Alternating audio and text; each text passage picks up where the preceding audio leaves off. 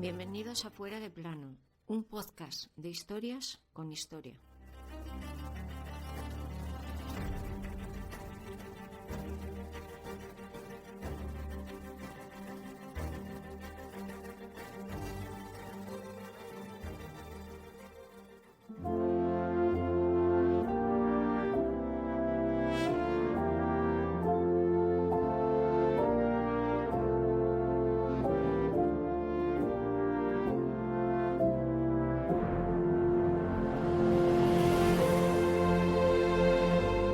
Hoy os traemos la historia de una reina que no lo iba a ser, de una reina que fue reina y lo dejó de ser por culpa de otros, de una reina que dejó la corona el 19 de julio de 1553, una reina que cogió la corona tan solo 9 días antes.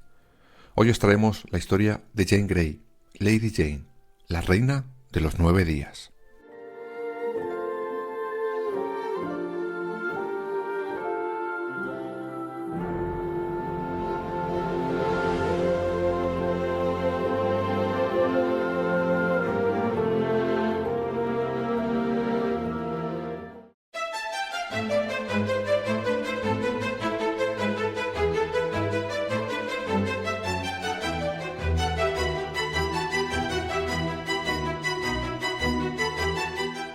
Para lograr entender cómo una persona recoge una corona tan solo 9 días y sobre todo acaba como acaba nuestra protagonista de hoy, es necesario remontarse un poquito en el tiempo, en concreto casi 50 años antes, a la época en la que nuestro viejo conocido, el mataesposas de Enrique VIII, se casa en 1509 con Catalina de Aragón. Vamos a resumir un poco todos los acontecimientos, pues algunos ya os les hemos contado y otros deberán ser contados con pelos y señales en su capítulo propio. Pero todos ellos desembocan en nuestra protagonista de hoy. Como se dice hoy en día, confiad en el proceso.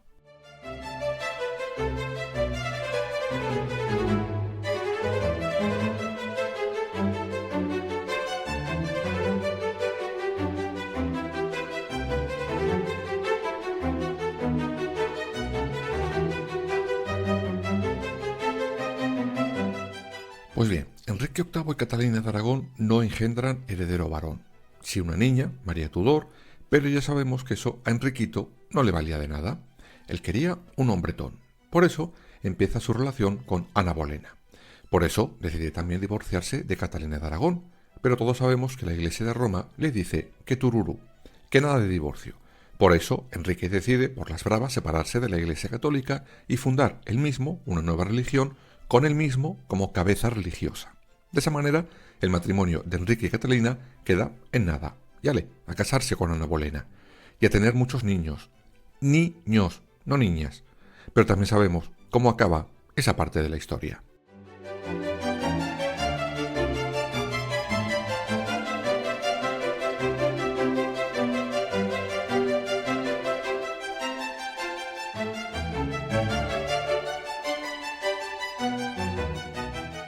Y acaba con la cabeza de Ana Bolena rodando por el patíbulo al no haber conseguido dar al mataesposas su ansiado heredero.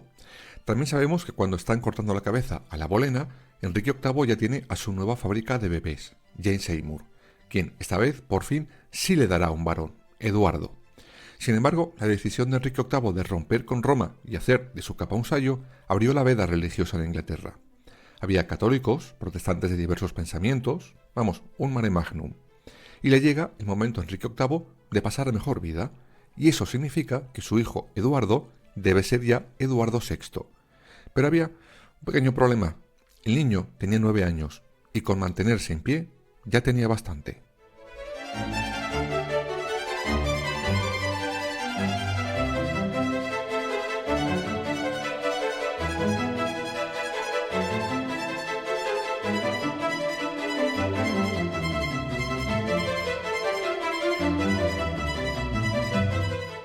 Por eso, y porque su madre había pasado ya a mejor vida, la regencia del reino pasará a manos del tío del rey, Edward Seymour.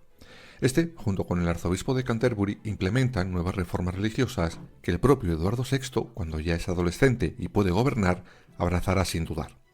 Durante esos primeros años del breve reinado de Eduardo VI, se reformarán, por ejemplo, el uso de los altares, las imágenes sagradas o el uso del incienso en las iglesias.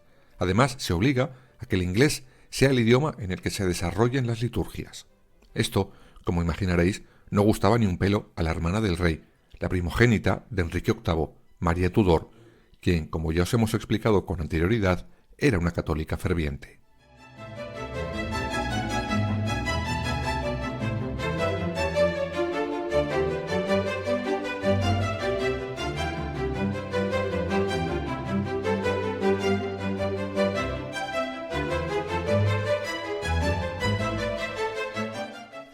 Tanta fue la bronca entre ellos que supuso una crisis entre Inglaterra y el todopoderoso emperador Carlos V, que era primo de María.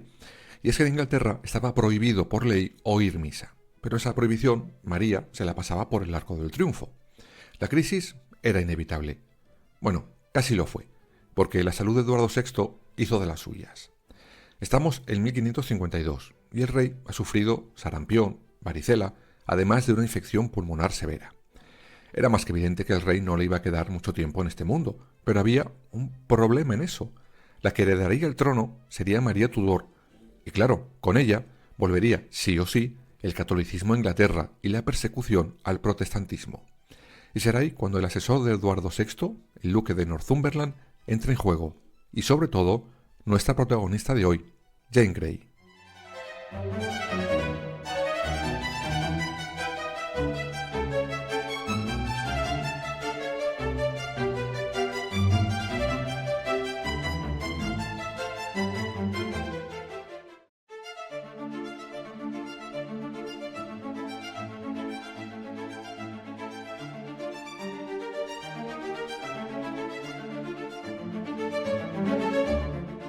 Vamos a dejar un momento al rey al borde del colapso y a su consejero haciendo de las suyas para presentaros a nuestra protagonista de hoy, Jane Grey.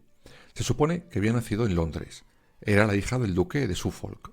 Era sobrina nieta de Enrique VIII y por tanto en la línea de sucesión era la tercera, solo por detrás de las dos hijas de Enrique VIII, María e Isabel. Como buena noble con linaje real, Jane Grey será educada con todos los medios a su alcance. Habla griego, latín, hebreo e italiano. Y claro, como toda chica de aquellos años, la tocaba casarse con quien sus padres eligieran. Y el afortunado no fue otro que Guilford Dudley, el hijo del duque de Northumberland, el consejero de Eduardo VI.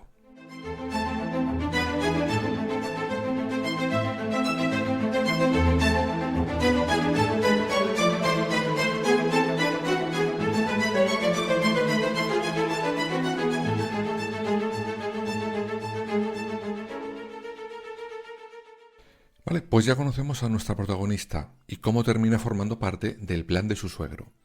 Hayamos dejado al duque intentando convencer al rey de que apartara de la línea de sucesión a sus dos hermanas, sobre todo a María, por católica, y que dejara la corona a la tercera en la línea de sucesión, Jane Grey. Y Northumberland lo logró. Eduardo VI publica un edicto por el cual quita a María Tudor y a Isabel cualquier posibilidad de ser reinas por haber sido declaradas hijas ilegítimas de Enrique VIII. ¿Y eso por qué?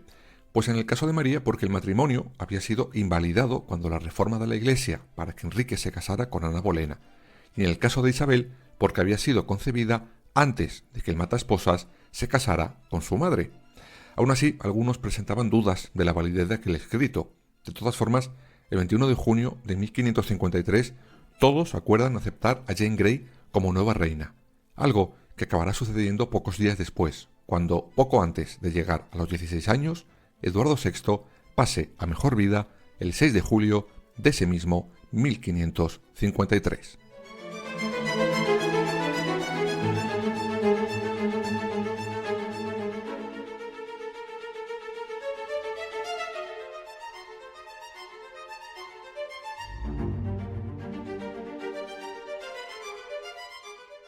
Y a partir de ahí los acontecimientos se empiezan a precipitar y todo el mundo empieza a cambiar de bando. Me explico. María Tudor, una vez conocedora de que era apartada del trono, se entera de que el duque de Northumberland pretende secuestrarla y se larga de su residencia habitual. En concreto se marcha a un castillo cercano al mar, con una clarísima intención estratégica. Si Northumberland vence y va a buscarla, ella podría salir corriendo por el mar y dirigirse a España donde como católica devota, su primo Carlos V la podría dar protección. Pero, ¿y Jane Grey? ¿Qué pasa con ella?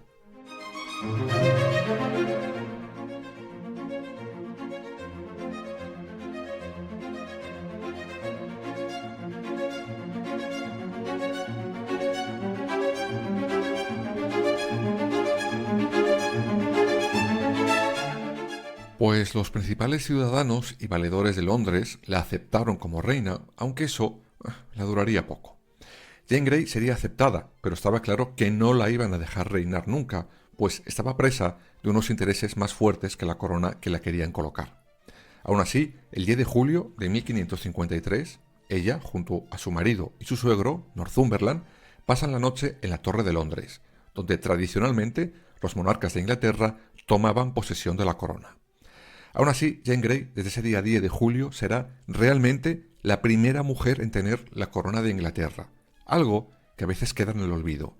Por poco tiempo, pero lo fue.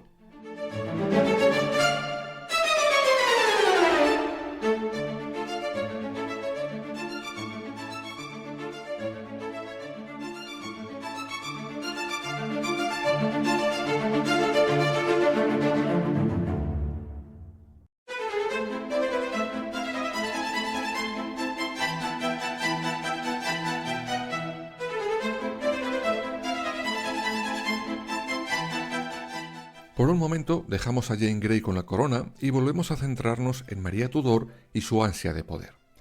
Northumberland decide mandar a sus ejércitos a por María. Sin embargo, la sorpresa será mayúscula cuando al llegar la mayoría de ellos se amotine y se pongan a las órdenes de la propia María Tudor.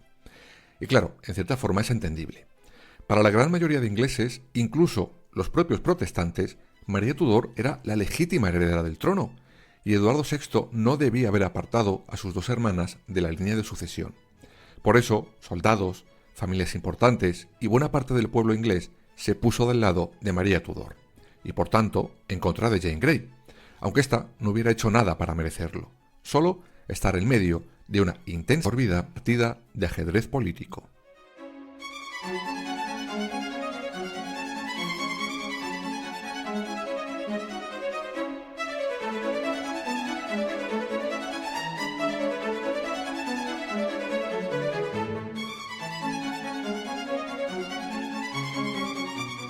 Con las cosas como estaban, será en ese momento cuando el propio padre de Jane Grey convenza a su hija de devolver la corona de Inglaterra.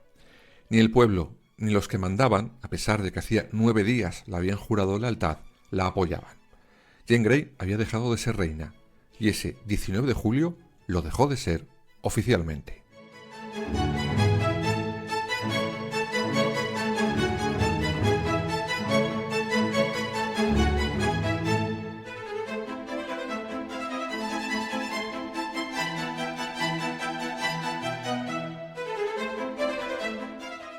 Pocos días después, el 3 de agosto, María Tudor entra en Londres triunfante. Consigue que el propio Parlamento inglés declare nulo el divorcio entre Enrique VIII y Catalina de Aragón, por lo que ella dejaba de ser ilegítima, por lo que quedaba nulo el decreto de Eduardo VI contra ella. Además, consigue que buena parte de las reformas que su hermano había hecho en materia protestante quedaran sin efecto. Mientras tanto, y siguiendo el consejo de su padre, Jane Grey escribe una carta pidiendo perdón a su prima, María Tudor. En ella le asegura que había sido una imprudente al aceptar la corona, pero que la habían aconsejado muy mal. Y en un primer momento María Tudor acepta ese perdón, a pesar de haber detenido a Jane Grey. No iba a cargar contra ella. Sin embargo, esos meses pasaron cosas que cambiaron el destino final de la reina de los 9 días.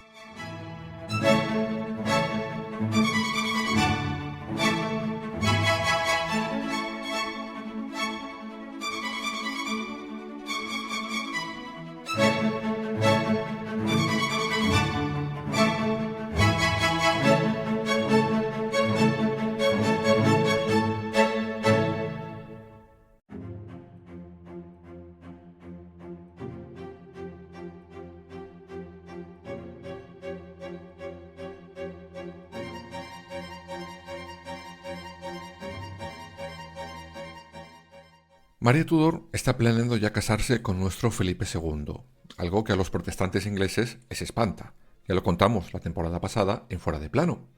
Y el padre de Jane Grey será uno de los máximos organizadores de esa revuelta contra los planes de matrimonio de María Tudor. A pesar de que la nueva reina los neutraliza, tiene claro que si Jane Grey sigue viva y sin castigo, los protestantes la verían en algún momento como una figura en la que apoyarse para acabar con María Tudor. Por eso, finalmente, decide acusarla, junto a su padre y a su marido, de alta traición.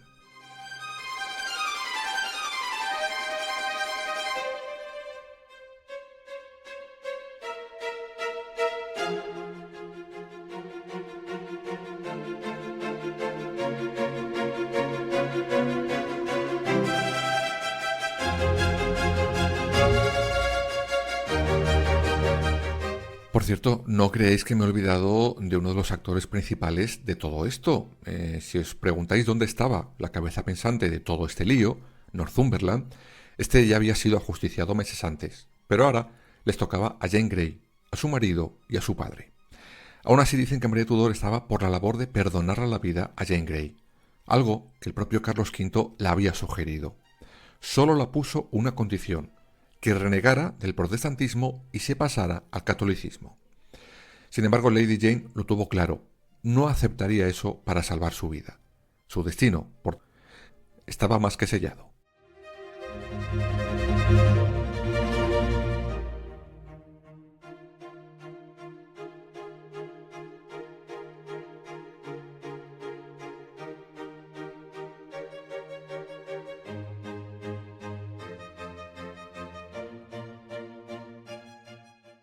Aquel 12 de febrero, el primero en caer fue el marido de Jane Grey. Ella vio cómo rodaba su cabeza desde una ventana de la Torre de Londres. Su turno fue el siguiente. Ella había elegido morir decapitada. Y digo elegir porque las mujeres, acusadas de alta traición, podían decidir entre morir en la hoguera o decapitadas. Y como ya os he dicho alguna vez, yo en su lugar, entre susto y muerte, también habría elegido lo mismo. Jane Grey se dirige al patíbulo con un sencillo vestido negro junto con un libro de oraciones. Desde ahí lanza un discurso al público asistente en el que deja claro que su delito no era haber aceptado la corona, sino no haberse negado con más ganas. Para acabar, lee un salmo, entrega sus guantes y su pañuelo a la doncella y escucha el perdón del verdugo. Sí, la tradición marcaba que el verdugo pidiera perdón al ajusticiado. En ese momento Jane Grey le preguntó al verdugo si le iba a cortar la cabeza de pie o cómo iba a ser la cuestión. Ella misma se venda los ojos. La ayudan a poner la cabeza en la tabla pertinente, y con un solo golpe, Jane Grey, la reina de los 9 días, pasaba a mejor vida. Con su cabeza en las manos, el verdugo la enseña a los presentes y cumple con la última tradición. Lanza el discurso de «Así perecen todos los enemigos de la reina. He aquí la cabeza de una traidora».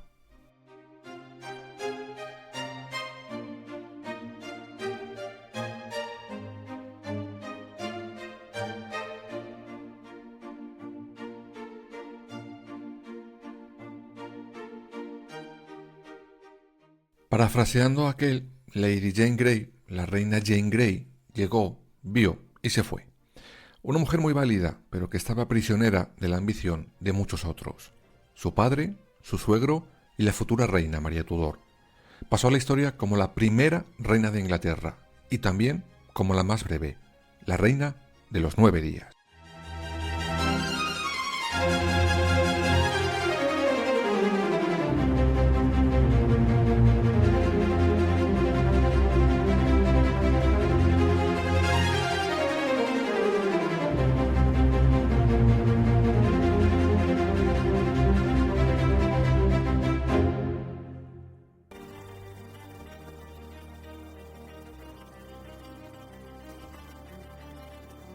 Escúchanos en las principales plataformas digitales y ahora también en nuestra página web www.fueradeplanopodcast.es y síguenos en todas las redes sociales: Twitter, Instagram, Facebook y Threads.